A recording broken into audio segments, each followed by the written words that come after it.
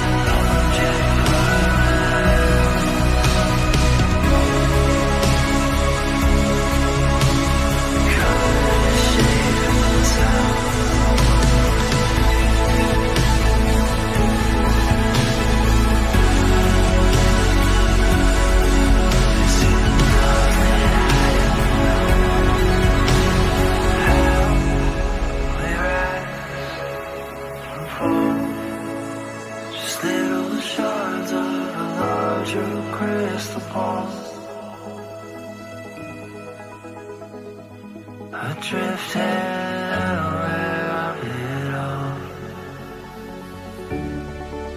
Just squares and circles.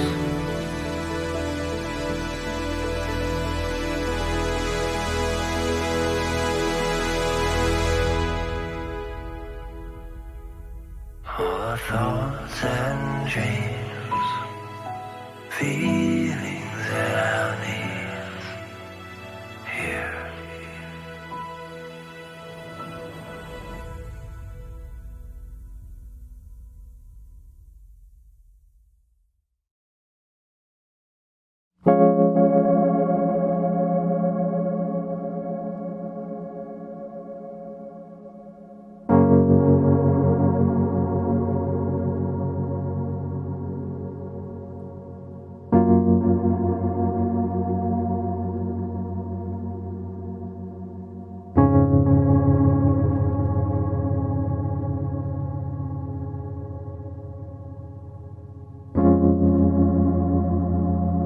Sitting by the waterfall,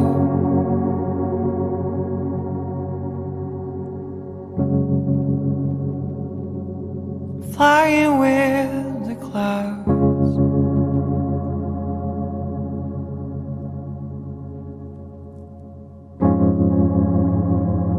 crystals dancing in the sun.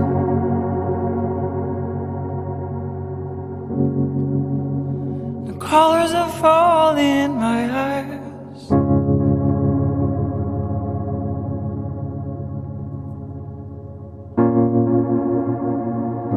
Time don't exist anymore. Only pictures of light and pictures of darkness.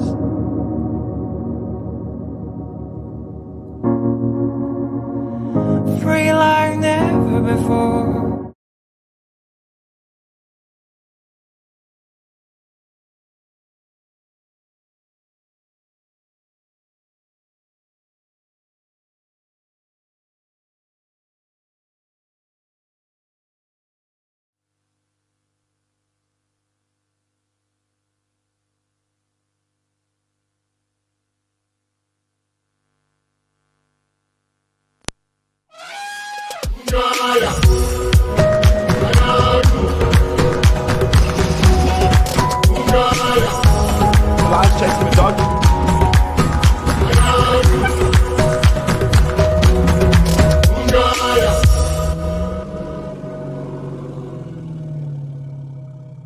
Still.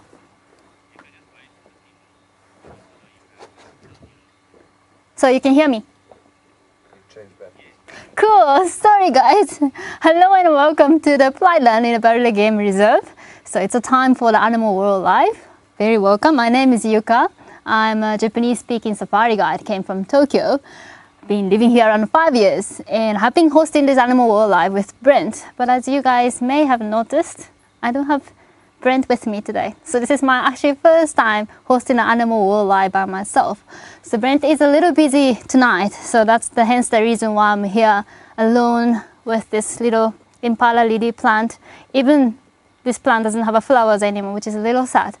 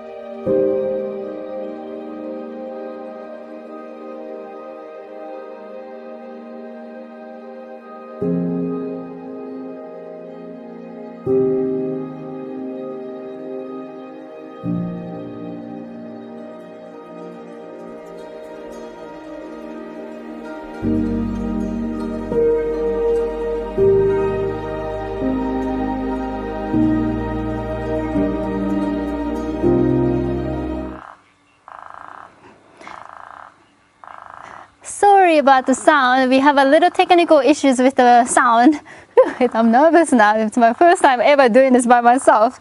So sorry about it. Please bear with me if anything doesn't go as smooth as it should go.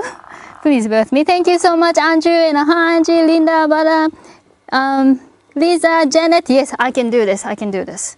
We got this. You're with me. So thank you. So yeah, so this plant, thank you for question, Pam. This is the impala lily, but it's not the time for the flowers anymore. So at the moment, it doesn't have any flowers, which is a little sad. But as I was trying to show you earlier, I know we don't have a Brent tonight, but we do have a special live studio guest, which maybe Brian can show you guys. Do you guys see?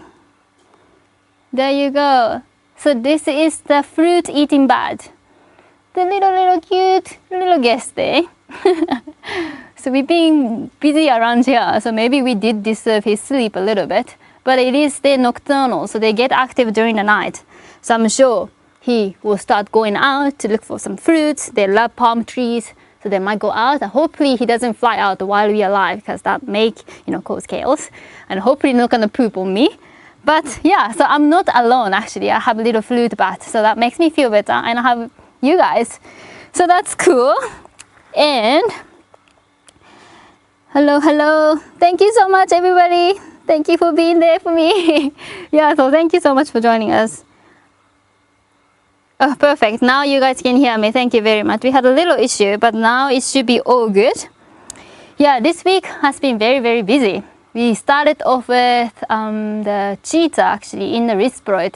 So the cheetah escaped the reserve, so me and Brent and Brian, we had to go there to bring one of the cheetah cub, or not the cub anymore, like a Sabadell cheetah, back into the reserve. So basically he was, she was hunting on an impala, and they went through the fence accidentally and found herself on the wrong side of the fence. And then the other cub and the mom was worried on our side, so we quickly had to dart her with the lodger, the bet, and then brought her back through fence. So that was quite a thing to witness.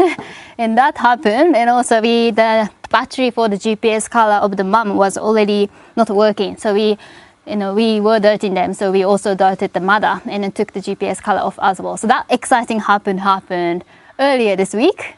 And then after that, what else did we do? Oh, we came across the Lagatha, the lone lioness that's hanging around here in the Pride land. We had her at night. And then obviously today, I'm not sure, maybe some of you guys have watched it as well. So it happened today, that the release of the wild dog that happened live with Brent, Lapalala wild dog release. So actually we just got back from the Waterberg area. So the Lapalala Game Reserve in the Waterberg area. It's in the Limpopo province, it's same province as we are, but a little bit more western side. And it was a long trip, hey Brian? How many hours was that? A good 4 or 5 hours. Yeah, good 4 or 5 hours. And we just got back a few hours ago to be in time for this show. And hence the reason why the Brent is a little busy. So hence why I'm doing this by myself. But I got this. And then the Wium has nice clip for you guys. For those who couldn't watch, you can just have a little bit of taste of what happened today, this morning.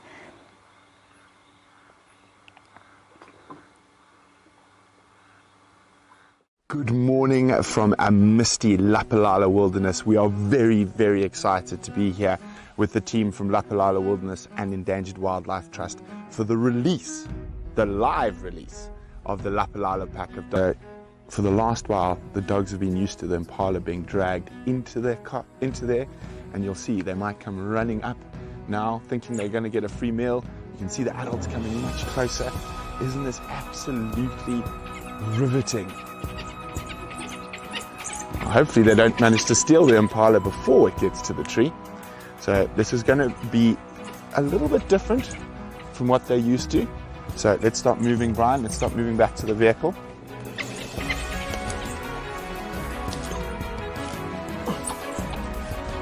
Some of the adults have come out but the adults are out, the adults are out, the adults are out. They're following the carcass. Isn't this absolutely incredible?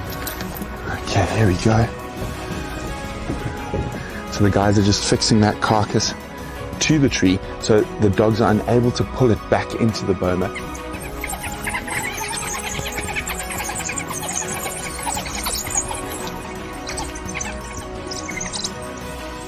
There we go, the puppies are coming down towards the open gate now, following Mom. Indeed, Pam, a nice big family. There we go, one puppy. There come the last of the puppies. I think that's everyone.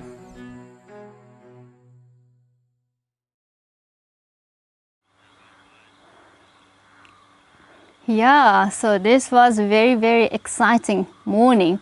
I can't believe this happened this morning. Feels like it was quite a long time ago, but that was very, very cool. So this pack of wild dog was found in the area of a water bug outside the reserve. They were kind of roaming outside by itself freely and actually was feeding all these cattle from the farmers. And when that kind of things happen, often those dogs can be, can get shot from the farmers, because obviously the farmers also, they have an important livestock to live off. So they often get shot. So before anything like, bad accidents happen, the water bug Lapalala team decided to bring those dogs into the reserves, nice and safe.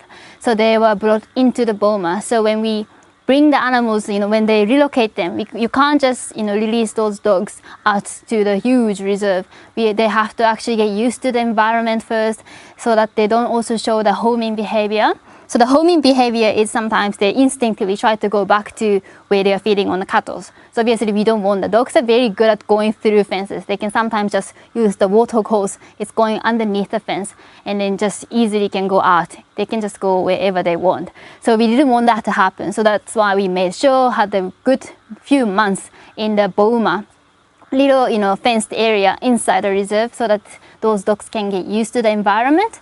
And then today, after a few months, finally these dogs went back into wild. So that was a very, very special moment. Sorry, I missed one question. The Sinak, the frog is calling. I can hear Eastern olive toad, and that weird sound that was going very nearby was also the gato toad I could hear. So that's the time a lot of frogs going on after big rains. But yeah, so back to the dogs. So that was the story. And actually during the time this pack was in the fenced boma, they had there were puppies inside there as well. And then those puppies were never been outside. So this morning was the first time ever for those puppies to actually step into the wild. So that was quite an emotional moment for all of us to actually watch them. And I'm sure especially for the people who were taking care of the dogs in the Lapalala were, a lot more emotional about it, seeing them actually going into the wild after a while. So hopefully they were gonna go, survive through and nice and healthy. We actually heard the news on our way back, 15 minutes after we left the camp, on the way back to here. The pack of the dogs actually made a kill. So, unfortunately we just missed that, but it's a great news they're doing well hunting. So they have a very strong instinct, so they don't actually have to worry too much if they can hunt on its own after being fed. They have a very strong instinct. So if they're hungry enough, they will go and hunt. Thank you so much everybody for a lot of questions. Yes, Mars54, thank you for questions. Actually, a lot of dogs got colored.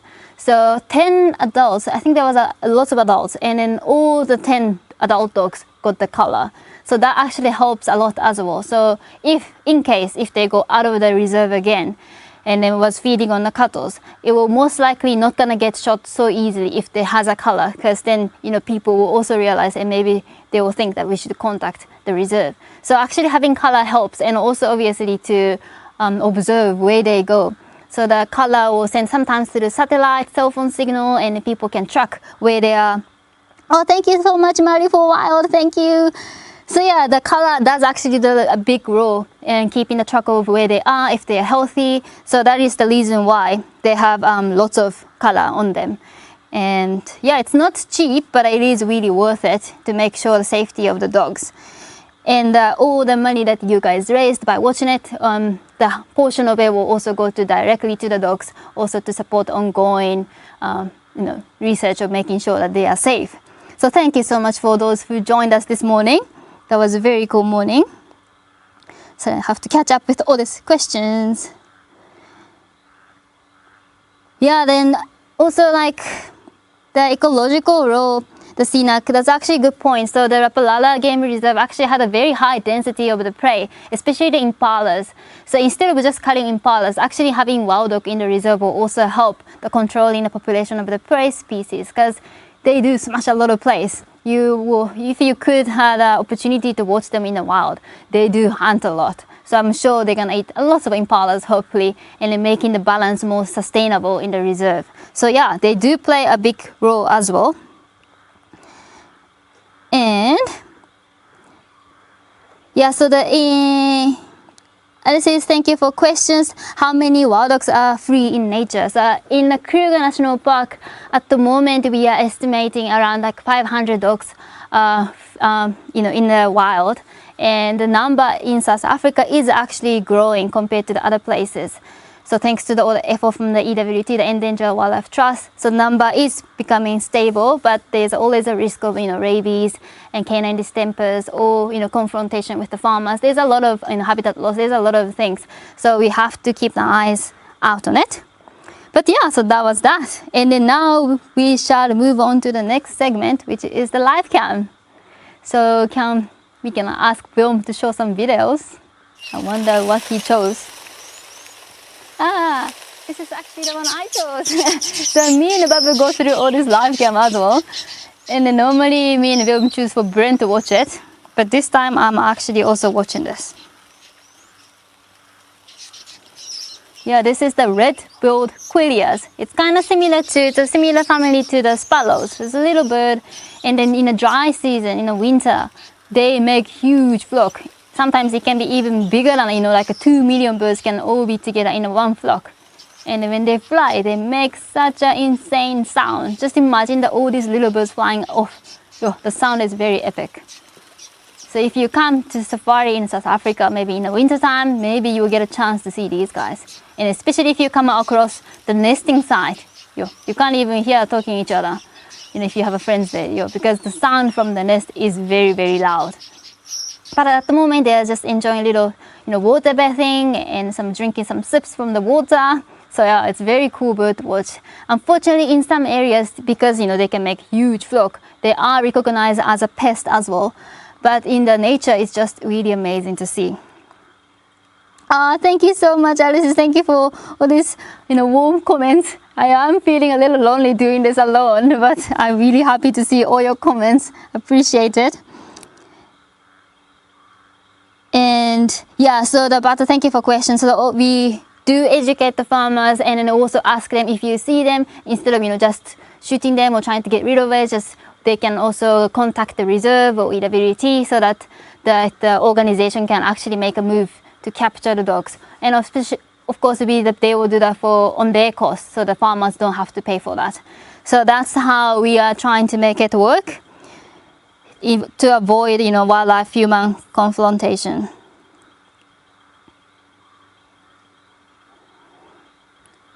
So back in Japan, there's actually a lot of similar species of the birds. I was very shocked when I go back to Japan after being here for a while, because I wasn't so into birds before I became a safari guide. But then now I learned about the wildlife here, the birds here. And when I went home for holiday, I realized there's actually so many bird species in Japan as well, in Tokyo, middle of the city.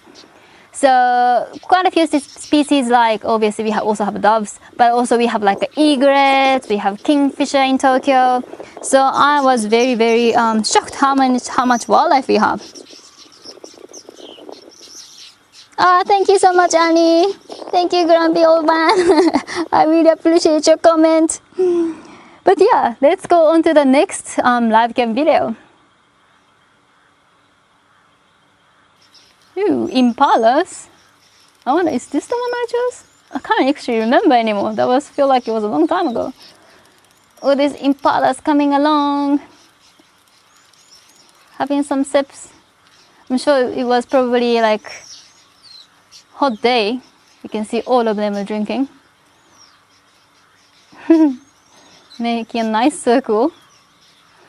You can see them one of them often pops their heads out. Ooh, got a flight from something. Oh, zebra came. You can see on the top left corner. some zebras came in. I'm sure they're gonna, oh, the zebra, oh, there you go. I'm sure he's gonna also join. Slowly but surely he's making his way. Yeah, so for the impalas and all these herbivores, they often, carefully go for drinks because obviously they don't want to just be eaten by the predator while they're drinking. So often one of the members will pop their heads out while the others are drinking. Same for the feeding, so they kind of take turns. So make sure everyone is safe. It's very awesome to watch. Okay, let's go on to the next video.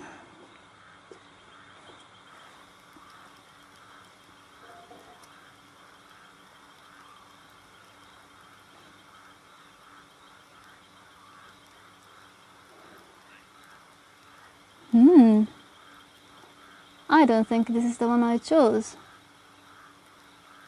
It's a hyena. Probably it's a babu. Babu always get to see all this cool stuff, not on my cliff when I check. I couldn't see well. Was this just a normal spotted one or brown? There you go. It's coming again. Yeah, it looks like a brown. That is very, very cool. In this area in the lowfield, to see the brown hyena is not common at all. Actually, the area we were in this morning, the Waterberg, or like if you go a little bit more west, like Pilansburg, that area has a lot more brown hyena, and actually it's more common to see the brown than the spotted. But here it's not. So this video is very, very cool. You see, the babu always get these cool footage. Like when I go through them, there's always impalas and stuff, but not these cool stuff. This is awesome, brown hyena. So that you can tell it's a brown hyena from how fluffy they are. So brown hyena has a way more like longer coat, fluffy coat, even underneath the feet. Actually, when you look at the paws, there's lots more hairs in between the toes and paw. So the tracks also look slightly different because of all this fluffiness underneath their feet. The spotted hyena will leave like very clear tracks of all these toes and paws, but for the brown hyena, because of all this fluffiness between the toes, becomes a little not so clear on the ground. Also the size of the hind feet. The hind feet tracks will be much, much smaller than the front feet compared to the spotted hyena. So you can tell that from the tracks and also from the coating. That's very, very cool. Sorry to go back to the question, but sorry, I missed your question. So my favorite bird here is actually a purple-crested turako. I don't know if I can show it to you, but it's like very, very beautiful bird. It's quite decent size. It's like this size. So my favorite bird is called purple-crested turako, but this size has a beautiful crest. It's like purplish. And then what's so special about this bird is when they fly, when they open the wing, is this bright red color comes out. So if you have a phone nearby, just type purple-crested turako, and underneath the wing, it's just so magnificent. So that is my favorite bird. Sorry, going back to the question that I missed. But yeah, it's the fluff. Very, very cool. Brown hyena is very special to watch. Okay, let's move on to the next one.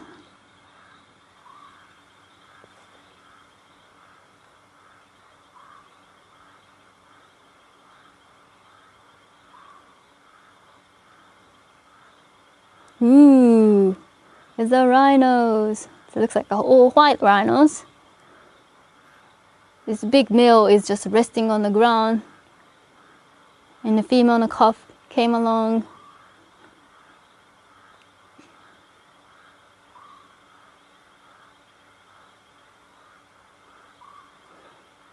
They didn't have a sip. Maybe they didn't have a sip earlier, or maybe they're going to after this.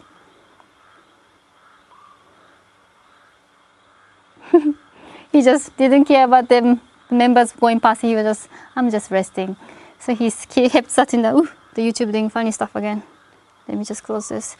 But yeah, sorry, go back to the other questions. The EWT, the Endangered Wildlife Trust, always will appreciate your donations. They're always working hard for the cheetahs, wild dogs, and obviously we have to keep updating the wild dog colors. Some of the color costs like 20,000 rand. It's not so cheap, so I'm sure they will always appreciate your help.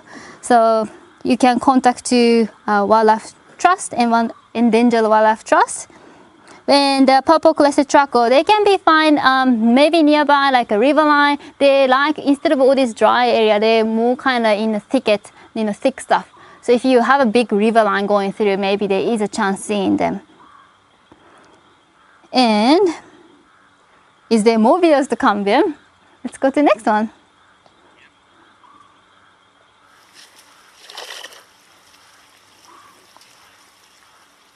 Ooh, it's the Ellies. This is actually the camp that is just in front of our house. Look at this really cute one. I was like, what you doing, Mom? So often all these kids will learn from Mom how to use the trunks. She is old enough to drink herself.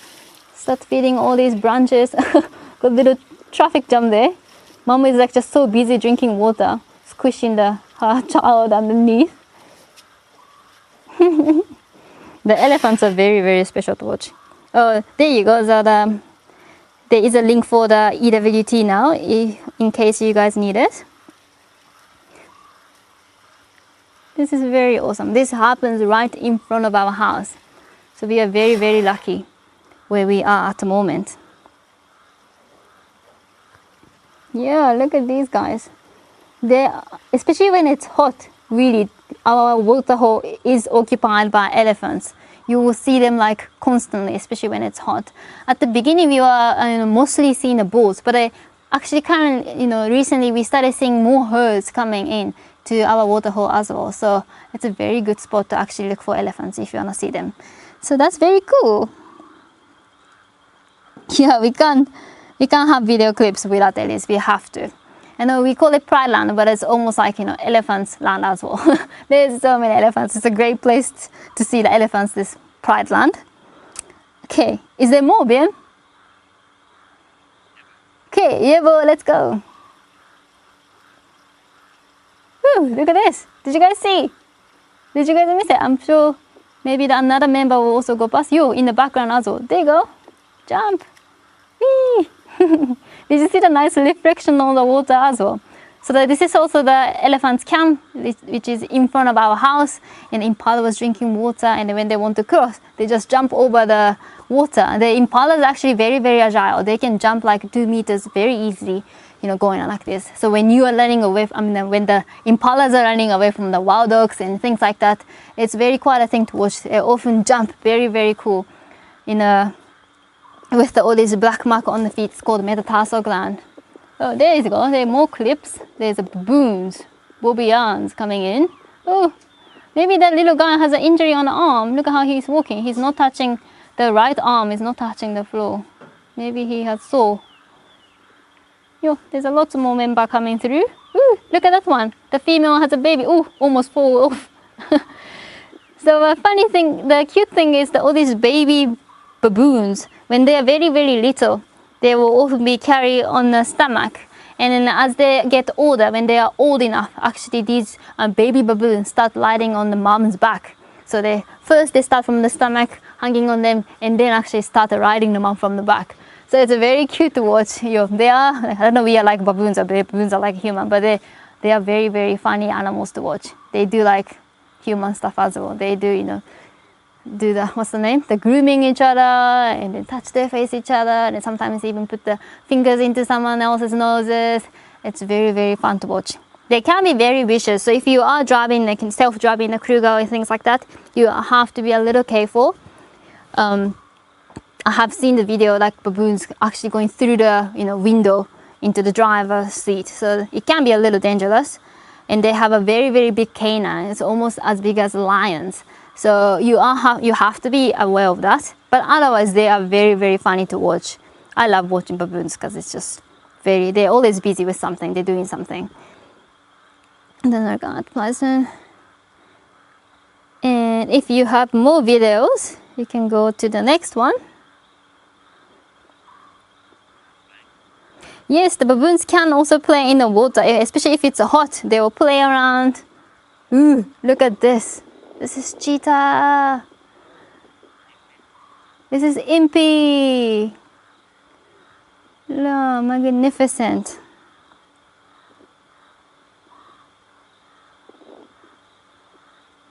This is very, very, very cool. Nice to see impy. So we did see Mumbai earlier this week with the sub-adults, with all this, relocation from the other resort back to our side and everything like that. But Impi, I haven't met him for a long time, so it's cool to see him walking around. He didn't have a set, but he just casually walked past. So yeah, I hope we also get to go back to the Risproject to meet these guys as well. I'm very looking forward to it. Yeah, very, very cool. Okay, so there is one more clip to go, so let's check what it is about.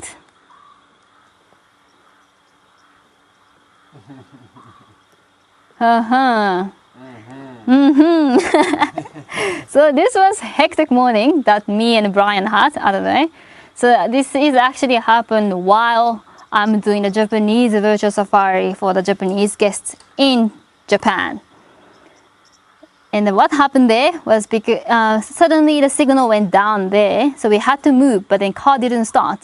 So we actually have to go back to the place where we can get a signal, but we had to push the car. But what's happening was the huge herd of buffaloes was behind us, and there you go, two big bulls. Do you guys see me and Brian with the vehicle is still right in front of the buffaloes? So we were completely sandwiched by the elephants and the buffaloes. So this was a very hectic morning. So we had to push the car to start it, and then obviously I can't just push it by myself. And then Brian did the most of the job because he's big, so he pushed the car up the slope, and then eventually we got it. But that was something. It was cool. And Ellis didn't actually give us too much trouble. He shook the hands and made a little sound, but then he did let us do what we needed to do. So I appreciate it. But yeah, it's a thing.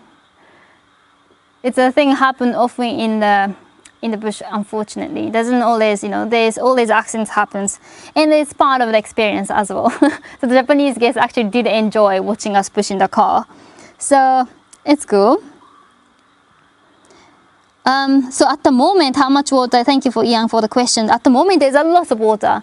We had a very, very big lane for I don't know how many days it has been. So on the way, you can hear the lions calling.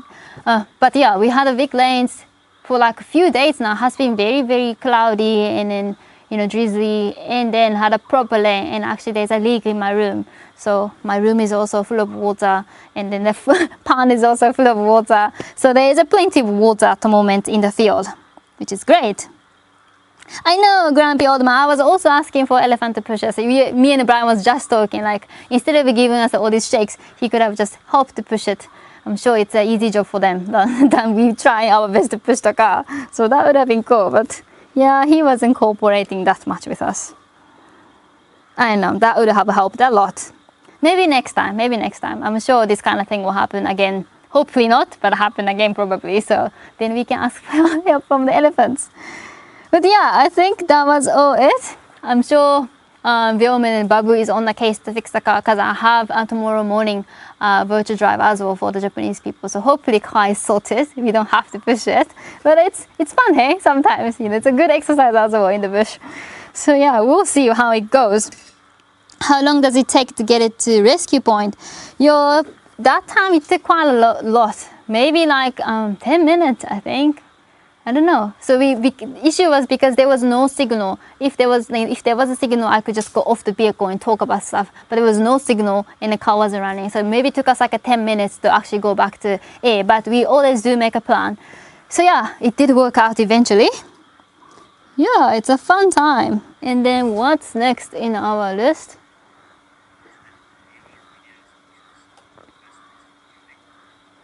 Sorry, what's the next again? That moment is that. Yes, let's move on to that. So you guys have been sharing some photos on Painted Dog TV app, and then we're gonna go through some of those photos, and then we can share some more photos from your side, and then let's see what's there.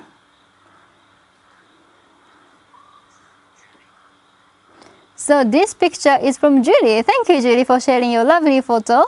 It's from Serengeti in Tanzania. Yo, this is awesome. Looks like a young male chilling on a tree. It's a very, very lovely photo. Thank you very much for sharing. So often the dogs, sorry, not the dogs anymore, the lions in Serengeti are known to climb up on the tree. The people say maybe it's to get a better sight, or better view from the higher advantage point, to have a better view, or also to avoid a very, very, burning heat on the ground. So go up a little bit nicely on the tree, and then probably this tree will have, you can see the little shade, So I'm sure this tree has a very nice canopy, lots of leaves, giving him a nice shade to rest in. So I think that's the reason why these lions like to climb up on the tree. And also some people say they're trying to avoid all these insects in the grasses, so let it just stay up on the tree like a leopard does and then chill. So probably that's what he was up to. But it's lovely. I still have never came to witness the lion climb up the tree in person. So I'm very, very jealous, Julie. That's very cool. I know, Annie, 10 minutes is a long time. It was a long time. It was a stressful 10 minutes, but we made it work. So that's what it matters. Okay, let's move on to the next photo.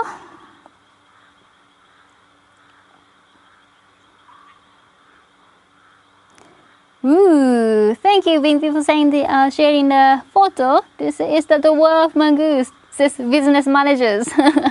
Very, very cute. Look at this little cute nose with the red nose. That's very, very cute. So these guys often stay in a big group, like maybe sometimes even up to 30 of them. They live on all these termite mounds, like often the old termite mound, and they will utilize all these holes left behind, like as a safe, it's very safe home. If any predator like, raptor comes, they all run into the hole. And they often, when it's safe, they come out and they forage some grasshoppers and insects and things like that. Sometimes they can even feed on like chameleon or like, small snakes and things like that, a lizard. And yeah, it's a very, very cute animal to watch. So the dwarf mongoose is actually the smallest carnivore in Africa. Oh, there's a question, sorry.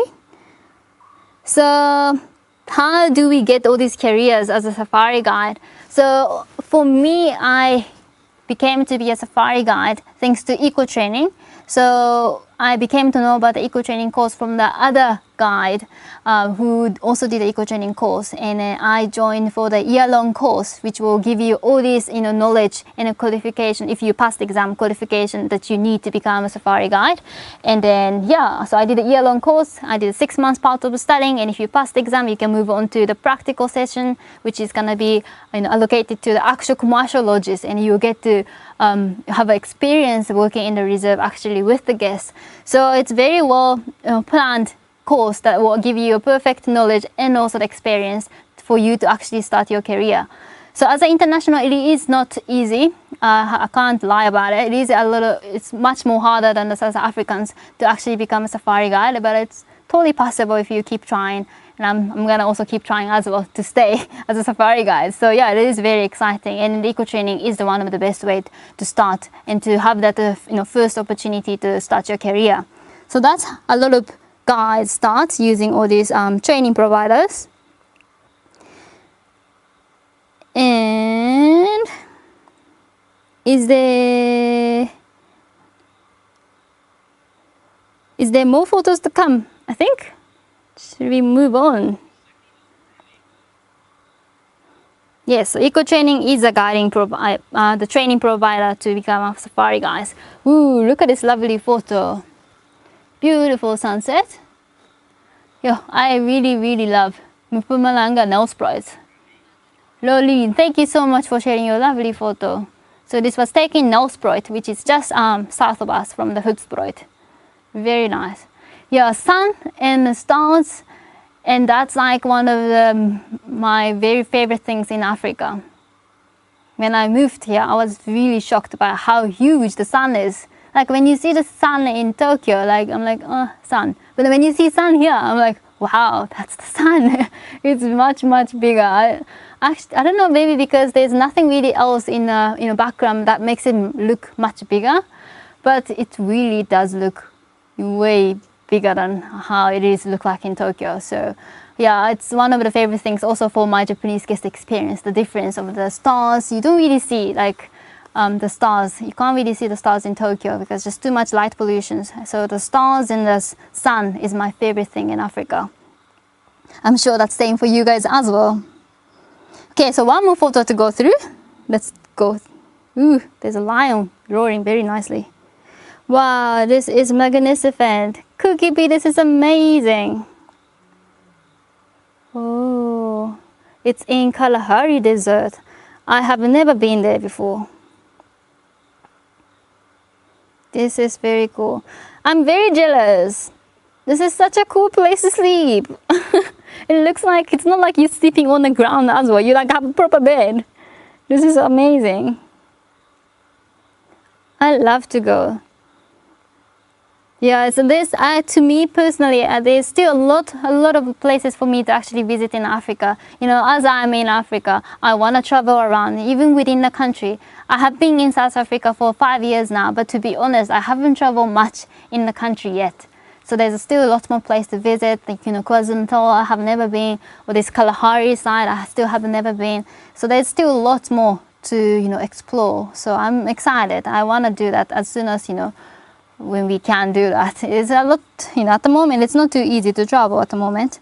But within the country now, we can move around. So I'm looking for the opportunity to get to see these new areas. Yeah, I'm very jealous, Cookie Bee. That was amazing. Amazing photo. Thank you so much, Miss Lovable. Yeah, I am excited as because there's not too many Japanese speaking safari guide. I think there is a niche, and then the Japanese people's, you know, it's not too much people is coming here to see all this wildlife. They're not too, you know, they're not too aware of what's happening in Africa and what's happening with the wildlife. So I like to be the person who can connect the people in Japan and the wildlife here, and then actually, you know, spread the awareness for the conservations. And I think them experiencing what's happening here is the way to, you know, make more people realize, oh, we have to be part of this. We have to actually sustain this environment. So that's what I believe.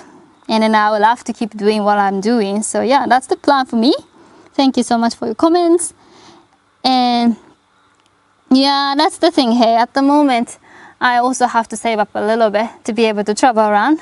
Exactly. So traveling is not cheap. So we have to commit to it. I have to save some money as well. Yep. Lisa G, thank you for asking. He is still there. I don't know actually he or she. That's quite small. Maybe it's she. Yeah, Brian is looking. There you go. There you go. Hello. Shame. I'm sure she wasn't expected to be in the camera.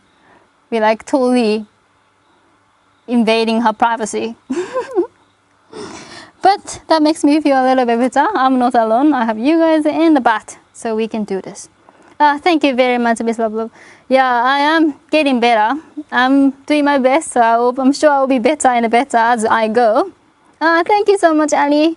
I'm really happy to see all your comments. I really appreciate it. How do the tourists enjoy your safari trips? Thank you, Angie, for the questions. So how do my tourists enjoy the safari trips? You're talking about maybe the Japanese guests? So yeah, I do take the Japanese guests that at the moment, I don't have a website yet. So I'm basically actually just doing it from the Instagram. So when people ask, then I take them on a trip. And instead of just doing a normal trip, I often try to involve the conservation, you know, assets in it so that it can be more meaningful trip. So yeah, maybe that was the older.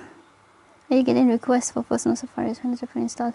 Yes, Barbara. Yeah, I am already actually getting all these inquiries for next year, which is good stuff. So, and then the tourism, you know, the border open. Yes, finally. So at the moment, there's a lot of restrictions still, but luckily Japan is not a high-risk area, so people can start moving around. But you have to show like the test negative proof paper, which is issued within the 72 hours and things like that. But it is getting in a very good direction. You know, I'm sure soon in the near future, lots more people can start traveling again. So we are all excited for the moment to come. Is there more things, or that was all the photos, I assume?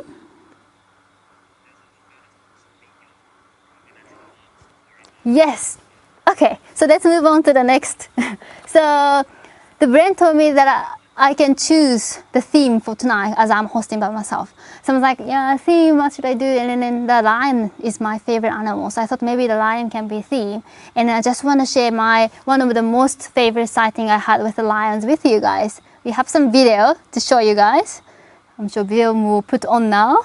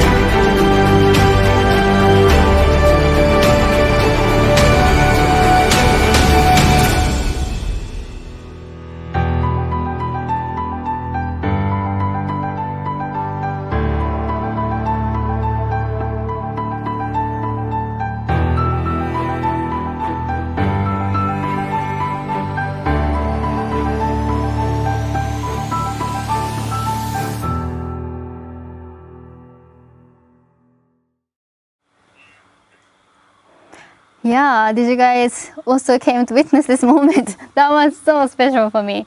So that happened actually when I was with the Japanese guests as well.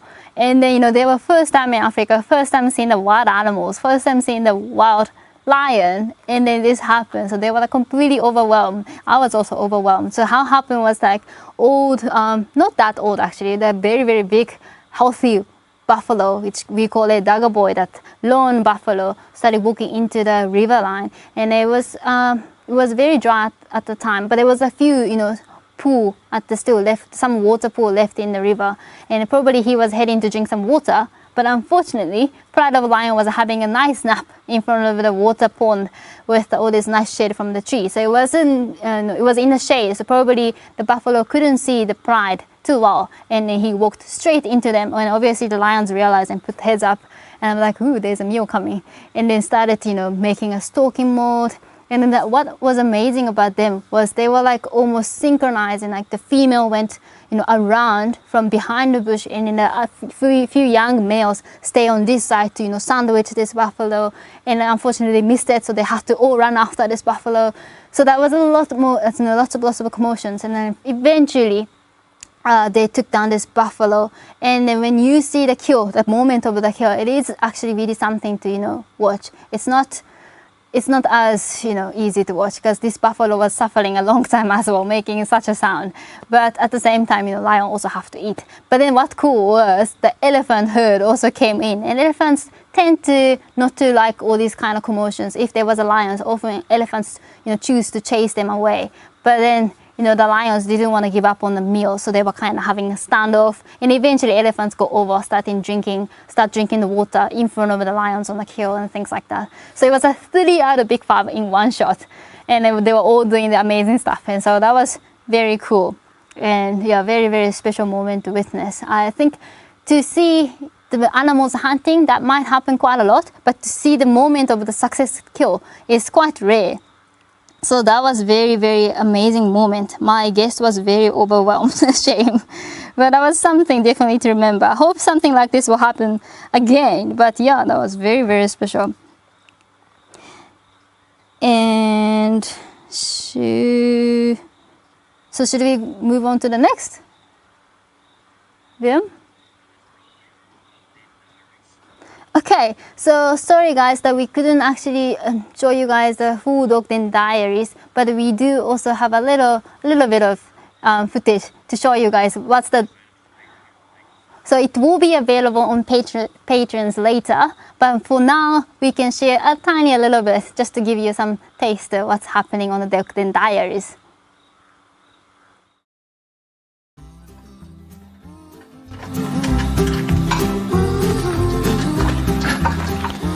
What's happened? Cool time. What have you done? Tell me what's happened. Just check that wheel right there. That's what happens when you go. This is what happens when you go looking for lions in the bush. In the dark. Oh no. Well, that wasn't very good. Huh? Brent? Come here, Brent. Tell us what you think about this. Well, I have taught them how to do it. I think Yuka's struggling a little bit there. Do you want some help, Yuka? No, I got this. She doesn't want any help. Yuka, how did we get a flat tire?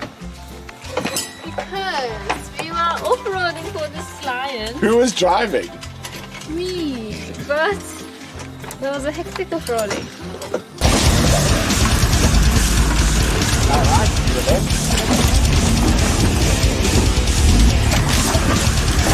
Like the next level off-roading for me. Yuka, tell the camera why you're putting the tire underneath. Good, just in case.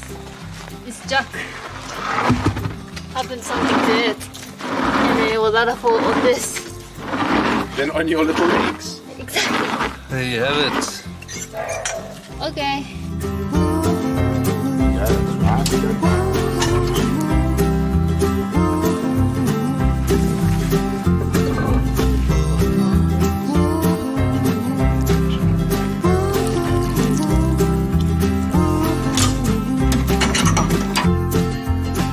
Introduce yourself and introduce what's happened. Hello, my name is Yuka. And I broke the tire this evening. Why did you break the tire? Because we were following a lion and you told me to go hectic off-road. Okay, are we ready to take it out? I'm ready. Oh no. Now that cannot be fixed. That is a sidewall that is completely done. But fortunately, these tires are insured for 2 years. And this one is 2 weeks old. Yo, look at this. So we will be getting a new tire.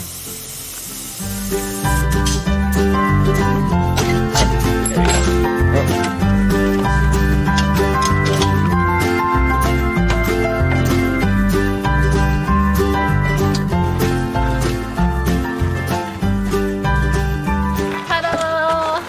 Well done, Yuka. Well done. Thank you, thank you.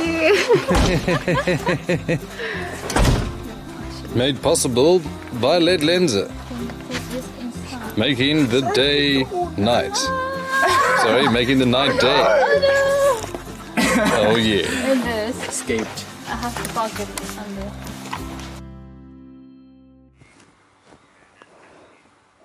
Thank you so much, Boo.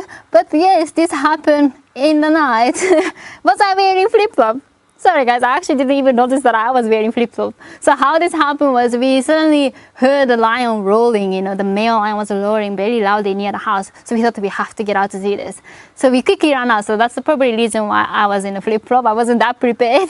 And then we did the hectic offloading, as been told by Brent, and then I had a puncture and I had to change the tire. And yes, you know, as a girl, you don't have too much, you know, strength on the arms. So I had to use my legs to put the tire on and stuff like that. But it's totally capable to be done by girls too. But yeah, so that was an exciting evening. And I have to try my best not to break the tire anymore, because I'm sure Brent and Wium not gonna be happy with me. So I'm gonna do my best not to break the tire anymore. Touch the wood. There you go. But yeah, so that happened in that night. That was very, very cool. And so that's how Dog Den Diary is gonna be like. It's gonna be lots of, you know, behind the scenes. So I'm sure it will be quite interesting things for you guys to watch. So yeah, stay tuned. And there's more thing coming, which is remember you guys that we did a live elephants coloring happened in Timbavati. And that video is gonna be premiered on tomorrow, 4th of October, Sunday. And what time is gonna be on, Zander? 7 o'clock. Yeah, so you guys, all of you guys will be able to, it's gonna be available on the YouTube. So it's gonna be 7 o'clock in the African Central Time. So you guys will be able to watch this. And then for now, we have also a little taster for you guys to watch what's gonna look like on tomorrow. So we're just letting everyone work quickly. So as Joel was describing earlier, very important to keep the elephant breathing. So always pop a stick in the trunk. You can actually see how his breath is digging a hole.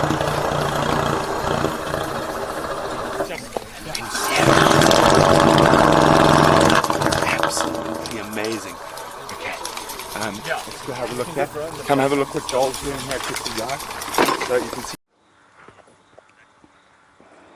Yeah, so it's very, very cool. I was actually in the final control to watch this. I wasn't in the field, but even from the screen, you know, it was a very intense moment. You can hear the sound of the Ellies breathing through the trunk. It's very cool to watch. So I'm sure you guys will enjoy the video tomorrow on 4th Sunday. And is there any news? Yes, there is a merchandise going on the Teespring. The Brian made some cool t-shirts and masks, and yeah, t-shirts and the masks, so you guys can check it out. And there's more thing. The drives on the weekend, unfortunately, all the drives is fully booked for this weekend. So there's afternoon one from the Brent is fully booked, and I'm doing the Japanese one in the morning. That is fully booked. I'm sure there will be more to come on the other weekends, so stay tuned for that as well.